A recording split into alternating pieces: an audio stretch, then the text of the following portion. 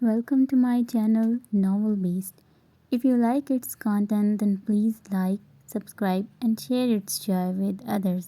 Thank you. एक के बाद एक दिन गुजरता जा रहा था और हर आने वाले दिन के साथ वो अपनी पुरानी ज़िंदगी भूलती जा रही थी। हर दिन वो साथ नाश्ता और डिनर करते। इसका हकलाना भी ख़त्म हो गया था। इनके 2 घंटों का इंतज़ार अब इसे भी शिद्दत से होता था, लेकिन न जाने क्यों हर गुजरते दिन के साथ इसकी टांगों के दरमियान फ़र्क कम होता जा रहा था, जिससे हुरैन को मज़ीद एहतियात बरतनी पड़ती थी। इसकी यूनिवर्सिटी से कई असाइनमेंट मिल चुकी थी, इसने बाकी सब सबमिट करवा दी थी और आज मैथ की असाइनमेंट बना रही थी। इसने इसके लिए आखिरी दिन तक इंतज़ार किया था, जैसे वो खुद ही बन जाती। इसे जितनी समझ आई इसने सवाल हल कर लिए और अब मेल में सेंड कर रही थी, जब एकदम स्क्रीन पर एक डायलॉग बॉक्स खुला। ये सब जवाब गलत हैं सिवाय सवाल नंबर 3 के। इसने हैरत से वो मैसेज पढ़ा, पर इस बॉक्स को बंद करके दोबारा मेल करने लगी। जब फिर से वो बॉक्स खुल गया, तुम फेल हो जाओगी। अब की बार हुरैन को गुस्सा आ गया। इसने इतनी मेहनत से तमाम सवालात हल किए थे और वो जो कोई भी था इन्हें गलत कह रहा था। अगर ये गलत हैं तो तुम ही बता दो कि सही जवाबात क्या हैं। इसने डायलॉग बॉक्स में लिखकर इसे फिर से बंद कर दिया। अभी वो अपने जवाबात को दोबारा देख रही थी, जब डायलॉग बॉक्स पे सवाल और फिर इसका जवाब खुद ही टाइप होना शुरू हो गया। 20 मिनट के अंदर ही इसके सवालात के ठीक जवाबात हाजिर थे। वो इनका जायज़ा लेने लगी और फिर इसे समझ आई कि वो वाकई ये असाइनमेंट सबमिट करवा कर फेल हो जाती। इसने जल्दी से इन हलशुदा जवाबात को कॉपी किया और फिर वहाँ से देखकर मेल टाइप करने लगी। रात हो चुकी थी और इसे हाथ का इंतज़ार था। क्या इसकी गलती इसने पकड़ी थी? इसके अलावा और कोई हो ही नहीं सकता। वो अपनी सोचों में थी जब हाथ आता दिखाई दिया। जब भी वो आता था, नासिर अमारा और सूजी को ड्रॉप करके फिर अपने घर चला जाता। हुरैन जल्दी से बिखरा सामान समेटने लगी। इसे बिखरी हुई चीज़ें पसंद नहीं थी और जब हाथ को पता लगा था कि हुरैन ने सैंडविच के चक्कर में सारा किचन फैला दिया, तो इसने हुरैन को अमारा की मदद करने का कहा था। इस दिन के बाद से वो खासा ध्यान रखने लगी थी। वो रोज़ की तरह लाउंज में चला गया और हुरैन इसके लिए पानी लेकर वहाँ पहुँच गई। इसे खुद भी अंदाज़ा होने लगा था कि हाथ ने इसे बहुत अच्छे से ट्रेन किया है। वो इसे ग्लास पकड़ाकर खुद अपनी मुख्तस जगह पर बैठ गई। इसके बैठते ही हाथ ने इसके बाल थाम लिए। तुमने बताया नहीं कि तुम्हारा मैथ्स कमज़ोर है। हुरैन ने शर्मिंदगी से आंखें बंद कर ली। वो थोड़ा थोड़ा सा, लेकिन मुझे वो थोड़ा थोड़ा सा तो नहीं लगा। हाथ ने थोड़ा थोड़ा सा पर जोर डालकर कहा। हुरैन क्या कह सकती थी, इसलिए खामोश रही। इस वक्त मैं मसरूफ़ था। वो तो एहतशाम ने चेक कर लिया और तुम्हें रोक दिया। एहतशाम? वो जानती थी कि रबात का भाई है। इसे पता है मैं यहाँ हूँ। हुरैन ने हैरानगी से पूछा। बिल्कुल, तुम्हारा मैक पीसी ने प्रोग्राम किया है। इसे यकीन नहीं आ रहा था कि रबात का भाई हर बात से वाकिफ़ था। कल से तुम्हें वो मैथ करवाएगा, क्योंकि मेरे पास इतना वक्त नहीं होता। वो अपनी सोच में गुम बस इतना ही कह पाई थी। इसे पता भी नहीं लगा था हाथ ने इसे इस दौरान 3 से 4 बार अपनी टांग से छुआ था और वह बिना कोई चीख के सुकून से बैठी रही। रात को इसे अजीब सा ख्वाब आया था। इसके ख्वाब में शाल बहुत रो रही थी और वो जाग उठी थी। अंधेरे में इसने हाथ को पुकारा था। मैं यही हूँ डार्लिंग। इसकी आवाज़ सुनकर वो दोबारा सो गई। अभी वो दोनों नाश्ते से फारिग हुए थे जब हमारा ने एहतशाम की आमद की खबर दी। हाथ के पीछे चलती वो हाल में दाखिल हुई थी। एहतशाम सोफे पर बैठा था। इन्हें देखकर उठ खड़ा हुआ। हुरैन सर और नज़रें झुकाए एक तरफ खड़ी थी। जब एहतशाम ने इसे मतवज्जा किया, हुरैन कैसी हो? एहतशाम इसे हमेशा मानूस सा लगता था। वो नज़रें उठाकर इसे देखने लगी और हल्का सा मुस्कुरा दी। मैं ठीक हूँ एहतशाम, तुम जानते हो मैं आजकल ज़्यादा मसरूफ़ हूँ, इसलिए हुरैन को पढ़ाने की ज़िम्मेदारी तुम्हें दे रहा हूँ। हाथ यार, तुम फ़िक्र मत करो, मैं संभाल लूँगा। वो इसका कंधा थपथपा कर कहने लगा। हुरैन इसकी ज़िंदगी थी और इस दुनिया में अगर वो किसी पर इतना एतमाद करता था कि अपनी ज़िंदगी की ज़िम्मेदारी सौंप सके, तो वो बस एहतशाम था। हाथ कदम बढ़ाता हुरैन के सामने आ खड़ा हुआ, जो इन दोनों को देखकर अपने नाखून हथेलियों में गाड़ रही थी। अगर हाथ इसे रात की तारीकी की याद दिलाता था, तो एहतशाम दिन के उजाले की मानित था। مجھے امید ہے تم احتشام کو زیادہ پریشان نہیں کرو گی، وہ اس کے قریب آتا کہنے لگا۔ حورین نے اسے عجیب نگاہوں سے دیکھا تھا، جیسے وہ پہلے کسی کو تنگ کرتی تھی۔ ہاتھ نے مسکراتے ہوئے اس کے سر کو ہلکا سا چھوا تھا۔ اس سے پہلے کہ وہ خود کو خوف میں گرا پاتی، ہاتھ نے اپنا ہاتھ اس سے دور کر لیا۔ وہ اسے جاتے ہوئے دیکھ رہی تھی جب احتشام نے اسے متوجہ کیا۔ تم اس کی فکر مت کرو حورین، ہم دونوں خوب انجوائے کریں گے۔ وہ اس کی بات پر مسکرا کر رہ گئی۔ وہ دونوں آمنے سامنے بیٹھے تھے اور احتشام اسے میتھ سمجھا رہا تھا۔ اسے وہ دن شدت سے یاد آنے لگا جب رباط اسے پڑھاتا تھا۔ احتشام اس کا دھیان بھٹکتا دیکھ کر وہیں رک گیا۔ ہاتھ نے اسے خاص تلقین کی تھی کہ وہ اسے پریشرائز نہ کرے۔ کیا ہوا حورین، کیا سوچ رہی ہو؟ حورین کچھ دیر تک اپنا ہونٹ چباتی رہی۔ اسے سمجھ نہیں آ رہی تھی کہ رباط کا کیسے پوچھے۔ وہ ہاتھ نے مجھے بتایا کہ رباط اپنی نئی جاب کافی انجوائے کر رہا ہے۔ احتشام جو کہ پانی پی رہا تھا، اس کے منہ اور ناک سے پانی کے فوارے کی صورت باہر نکلا۔ Oh I'm so sorry۔ Ehtesham tissue سے اس کے نوٹ صاف کرنے لگا۔ اس کے بھائی کی کلب میں لڑکیوں سے دوستی صرف ہاتھ ہی ایسے الفاظ میں بیان کر سکتا تھا۔ اسے بے شک اپنا بھائی عزیز تھا، لیکن وہ کسی بھی مرحلے میں ان دونوں میں سے ہاتھ کو ہی چنتا۔ حورین پریشان سی اسے دیکھ رہی تھی۔ ہاں وہ کافی انجوائے کر رہا ہے، احتشام سر جھٹکتا ہوا کہنے لگا۔ حورین کو سمجھنے کے لیے صبر کا ہونا ضروری تھا، کیونکہ وہ میتھ میں کمزور نہیں بلکہ نکمی تھی۔ کئی کوششوں کے بعد آخر اسے سمجھ آنے لگی۔ کیا تم نے کبھی شطرنج کھیلا ہے حورین؟ اسے ایک جگہ پھر سے اٹکتے دیکھ کر وہ پوچھنے لگا۔ نہیں، تمہیں کھیلنا چاہیے، اس سے تمہارا میتھ اچھا ہوگا۔ کیا واقعی؟ اس کے لیے یہ بات نئی تھی۔ وہ مارا سے کہہ کر شطرنج کا سیٹ منگوانے لگا۔ جب وہ لے آئی تو احتشام حورین کو اس کے قوانین سمجھانے لگا۔ انہیں ایک دوسرے کے ساتھ گھنٹے ہو چکے تھے۔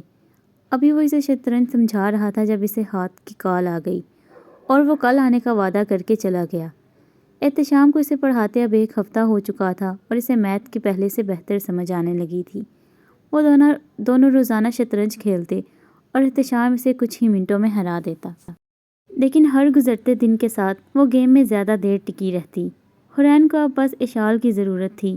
ان دنوں میں احتشام اس کے لیے بھائی کی طرح ہو گیا تھا۔ وہ اسے ٹریٹ بھی ایسے ہی کرتا۔ جب سے اس نے اشال کے بارے میں وہ خواب دیکھا تھا، وہ اس کے لیے پریشان رہتی تھی۔ جب وہ ہاتھ کے پاس لاؤنج میں گئی تو روز کی طرح اس کے قدموں میں کوئی کشن نہیں تھا۔ وہ کتنی ہی دیر وہاں کھڑی رہی اور ہاتھ اسے گھورتا رہا۔ کیا وہ اس سے ناراض تھا؟ یہ سوچ کر اس کی جان نکلتی جا رہی تھی۔ صوفے پر نیم دراز کافی پیتے ہوئے اسے ہی دیکھ رہا تھا۔ وہ میرا کشن، اس نے بامشکل بولا تھا۔ یہاں بیٹھو گی اب تم، ہاتھ نے اپنے ساتھ صوفے پر بیٹھنے کا اشارہ کرتے ہوئے کہا۔ اس کی بڑی بڑی آنکھیں مزید پھیل گئیں، لیکن وہ نہ جانے کیوں اسے ناراض نہیں کرنا چاہتی تھی۔ اس کی وجہ سے وہ روز چھوٹے سے صوفے پر سوتا تھا، تو وہ اتنا تو کر ہی سکتی تھی۔ خشک حلق ترک کرتے وہ دھیرے دھیرے اس کی جانب بڑھنے لگی۔ وہ ابھی بھی ویسے ہی پھیل کر بیٹھا تھا، ٹانگ پر ٹانگ چڑھائے۔ حورین کو لگا وہ اپنی بازو صوفے کی پشت سے ہٹا لے گا، لیکن اس نے ایسا کچھ نہیں کیا۔ آخر اسے ایسے ہی بیٹھنا پڑا۔ ہاتھ اپنی ٹانگ مسلسل ہلا رہا تھا، جس کی وجہ سے اس کا گھٹنا کئی بار حورین کے گھٹنے سے ٹکراتا۔ ہر بار حورین کی سانس رک جاتی۔ وہ بالوں کی اوٹ سے اسے دیکھتی، لیکن وہ اس کی حالت سے انجان بنتا پروگرام دیکھنے میں مصروف تھا۔ اشال تم سے بات کرنا چاہتی ہے۔ جب سے حورین کا فون اس کے پاس تھا، وہ اشال کو حورین کی جگہ میسج کا جواب دیتا رہتا، لیکن اب وہ کال پر بات کرنا چاہتی تھی۔ اور حورین بھی پہلے سے کافی بہتر ہو چکی تھی، تو اسے لگا کہ یہ ان دونوں کی بات کروانے کا صحیح وقت ہے۔ وہ تو اشال کا نام سن کر ہی خوشی سے اچھل پڑی تھی اور اپنا رخ ہاتھ کی طرف موڑ کر بیٹھ گئی۔ کیا میں ان سے بات کر سکتی ہوں؟ آنکھوں میں التجا لیے وہ پوچھنے لگی۔ اگر تم اسے یہی کہو کہ تم اسلام آباد ہو تو بالکل کر سکتی ہو۔ احتشام نے اسے بتایا تھا کہ رباط حورین کا ایڈریس معلوم کرنے کے لیے کئی بار اشال کو کانٹیکٹ کر چکا ہے، اور وہ نہیں چاہتا تھا کہ رباط کو اشال کے ذریعے کچھ پتہ لگے۔ نہیں، میں بالکل نہیں بتاؤں گی، حورین نے کسی بچے کی طرح سر نفی میں ہلاتے ہوئے جواب دیا، اور ہاتھ یہ دیکھ کر مسکرا پڑا۔ تم یہی رکو، میں ابھی آتا ہوں۔ حورین اشال سے بات کرنے کے لیے بےتاب ہو رہی تھی۔ حورین کیسی ہو تم؟ اشال نے چھوٹتے ہی بولا تھا اور حورین ہنس پڑی۔ میں ٹھیک ہوں، آپ کیسی ہیں؟ مالدیپ میں سب کیسے ہیں؟ یہاں لوگ اچھے ہیں حورین، لیکن میں ٹھیک نہیں ہوں۔ اس کی آواز میں اتری نمی نے حورین کو پریشان کر دیا تھا۔ کیا ہوا؟ حورین کو لگا شاید ناظر شاہ نے کچھ کیا ہے۔ میں پریگننٹ ہوں حورین، لیکن مجھے یہ بچہ نہیں چاہیے، اس نے روتے ہوئے جواب دیا۔ اور حورین کی سمجھ سے باہر تھا کہ اشال جیسی لڑکی ایسا کیوں کہے گی۔ لیکن آپ ایسا کیوں کہہ رہی ہیں؟ اشال نے ایک گہری سانس بھری۔ ناظر شاہ اسے گھور رہا تھا۔ ناظر شاہ کے اتنا سمجھانے کے بعد بھی وہ اس ضد پر قائم تھی کہ اسے یہ بچہ نہیں چاہیے۔ وہ مالدیپ کی لا فرم میں جاب کر رہا تھا اور اشال کے لیے ہمیشہ پریشان رہتا۔ اس کی ڈاکٹر ناظر شاہ کو صبر کرنے کا کہتی تھی کیونکہ اشال ایک بہت برے وقت سے گزری تھی، لیکن اس کی ایسی باتیں اس سے غصہ دلا دیتی تھی۔ اشال اپنی وجہ سے حورین کو مزید پریشان نہیں کرنا چاہتی تھی۔ وہ جانتی تھی کہ حورین اسلام آباد شفٹ ہو چکی ہے، اس نے اس بات بدلنے میں بہتری جانی۔ حورین یہ سب چھوڑو، یہ بتاؤ تم اسلام آباد میں کہاں رہ رہی ہو؟ حورین نے ایک دم سامنے بیٹھے ہاتھ کو دیکھا جو کہ اس کی کہی ہر بات کو سن رہا تھا۔ میں ٹھیک ہوں اور آپ کو نہیں بتا سکتی کہ کہاں ہوں، سوری۔ ہاتھ کی طرف دیکھتے ہوئے اس نے بامشکل کہا تھا۔ وہ اشال سے ہر بات تفصیل سے پوچھنا چاہتی تھی، پر ہاتھ کے بات ختم کرنے کے اشارے پر ایسا نہیں کر پائی، اور اشال سے جلد بازی میں بات ختم کرنی پڑی۔ وہ اس سے بات کرنے کے بعد اداس محسوس کرنے لگی تھی۔ اس کی اداسی ہاتھ کو ذرا بھی نہیں بھائی تھی۔ کیا ہوا؟ اب تو اشال سے بات کر چکی ہو نا؟ پر یہ کافی نہیں تھا، اس نے منہ پھلا کر کہا۔ میں کچھ عرصے تک تمہاری سے پھر بات کروا دوں گا۔ کیا واقعی؟ کتنا آسان تھا اسے خوش کرنا۔ جب اس کا کوئی دوست نہیں تھا تو سب سے دور رہنا آسان تھا، پر اب اشال کو بہت یاد کرتی تھی۔ شروعات میں اس نے سوزی سے دوستی کی کوشش کی، پر وہ حورین کی طرح ہی کم گو تھی۔ اس نے بھی اشال کی طرح بہت برا وقت گزارا تھا۔ فرق صرف اتنا تھا کہ اس کی زندگی میں کوئی ناظر شاہ نہیں تھا۔ وہ اس کے گھر والوں نے بھی اسے اپنانے سے انکار کر دیا تھا۔ کاش میں اشال سے مل پاتی، حورین نے خود سے ہی سرگوشی کی، لیکن ہاتھ نے پھر بھی اسے صاف طور پر سنا تھا۔ میں کچھ کرتا ہوں، تمہیں یوں بور ہونے کی ضرورت نہیں۔ وہ اس کی بات سن کر چونکی تھی۔ آخر وہ اب کیا کرنے والا تھا؟ اگلے دن جب وہ جاگی تو اسے پتہ لگا کہ ہاتھ صبح سے گھر موجود نہیں۔ اس لیے اسے اکیلا ہی ناشتہ کرنا پڑا۔ وہ بار بار اس کی خالی کرسی دیکھتی۔ جب واپس ہال میں گئی تو امارہ اور سوزی کافی مصروف لگ رہی تھیں۔ وہ دونوں ہی ایک کمرے کی صفائی کر رہی تھیں۔ حورین نے اس کمرے کا دروازہ لاک ہی دیکھا تھا، اس نے تجسس کے مارے وہ اس طرف بڑھ گئی۔ واؤ، کتنا خوبصورت ہے! اس کے منہ سے کمرے کو دیکھ کر بے اختیار ہی نکلا تھا۔ باقی کمروں کی طرح وہ بھی نفاست اور خوبصورتی سے بنایا گیا تھا، لیکن باقی کمروں اور اس کمرے میں یہ فرق تھا کہ وہ دیکھ کر ہی کسی لڑکی کا کمرہ محسوس ہوتا۔ پورے مینشن میں اس نے ایک ایسی واحد جگہ دیکھی جہاں کسی لڑکی کی چھاپ ہو۔ آخر یہ کس کا کمرہ تھا اور کیوں سجایا جا رہا تھا؟ جب تجسس مزید بڑھتا گیا تو وہ امارہ سے اس سے متعلق پوچھ ہی بیٹھی، یہ کس کا کمرہ ہے؟ نہ جانے کیوں حورین کا دل کسی انجانے خدشے سے دھڑکنے لگا تھا۔ یہ تو ماریہ صاحبہ کا کمرہ ہے، ہاتھ صاحب نے ہمیں اسے صاف کرنے کا کہا تھا۔ حورین نہیں جانتی تھی کہ یہ ماریہ کون ہے اور اس کا کمرہ اس گھر میں کیوں ہے اور اسے صاف کیوں کروایا جا رہا ہے۔ اس کے کانوں میں تو بس ایک ہی لفظ بار بار گونج رہا تھا اور وہ اس انجان لڑکی کا نام تھا۔ وہ خود میں ایک الگ سی جلن پیدا ہوتی محسوس کر رہی تھی۔ اس کا کمرہ بھی بہت پیارا تھا، پر وہ کسی لڑکی کا کمرہ تو کم ہی معلوم ہوتا، جبکہ یہ کتنے اہتمام سے سجایا گیا تھا۔